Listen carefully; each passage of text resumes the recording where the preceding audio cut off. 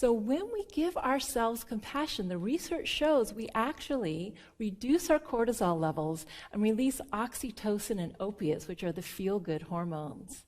And when we feel safe and comforted, we are in the optimal mind state to do our best. And it's actually very easy to see when we think about how to best motivate our children. So let's say there is a father whose son comes home from high school with a failing math grade. The father has two different ways to try to motivate his child. The first is with harsh criticism. The son comes in, shows the father the math grade, and the father says, "I'm ashamed of you. What a loser. You'll never amount to anything." Doesn't that make you cringe? And yet, isn't that often precisely the type of language we use with ourselves? And what's going to happen to that son? Will he try harder? Well, yes, he will for the short term, but eventually he's going to lose faith in himself. He's going to become depressed, and he will become afraid of failure and probably give up math because the consequences of failing again are just too dire. But what if the father takes a compassionate approach? The son shows him the failing math grade, and the father says, "Ooh, ouch. Wow, you must be hurting. I'm sorry. Hey, give me a hug. I still love you. It happens to everyone. But I know you want to get your math grades up because you want to go to college." Here's what compassion says. What can I do to help? How can I support you? And the more encouraging, loving, compassionate the father is, the better place emotionally the son will be in to do his best. And luckily, research strongly supports everything I've been saying. The last few years especially have seen a sharp uptick in the number of research studies conducted on self-compassion. And the bottom line is unequivocally, self-compassion is very strongly related to mental well-being. It's strongly related to less depression, less anxiety, less stress, less perfectionism. It's equally strongly related to positive states like happiness, like life satisfaction. It's linked to greater motivation, taking greater self-responsibility, making healthier lifestyle choices. It's also linked to having more sense of connectedness with others, better interpersonal relationships. We've also done some research comparing directly self-esteem and self-compassion. And what we find, what you can say, is that self-compassion offers the benefits of self-esteem without the pitfalls.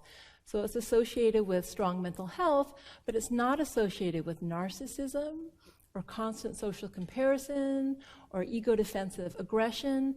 It also provides a much more stable sense of self-worth than self-esteem does, because it's there for you precisely when you fail. Just when self-esteem deserts you, self-compassion steps in and gives you a sense of being valuable, not because you've reached some standard or you've judged yourself positively, but because you are a human being worthy of love in that moment. And again, this is something I really know from my personal life. All right. The greatest challenge I have faced in my life so far was when my son Rowan was diagnosed with autism. And luckily, when he was diagnosed, I had a long practice of self-compassion under my belt. So when I first got the diagnosis, I felt incredible grief. I even felt some shame. And it was very hard to feel that, to admit that to myself, because how could I feel grief about the child who I love more than anyone else in the world?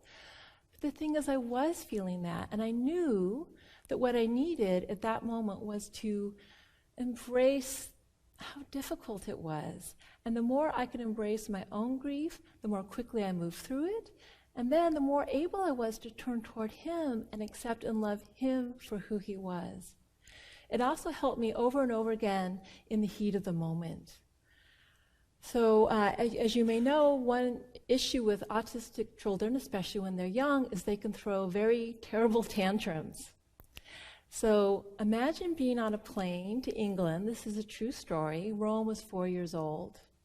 I don't know what set him off, but he throws a doozy of a tantrum, right? Flailing, screaming. Everyone on that plane looking at us like they wish we were dead.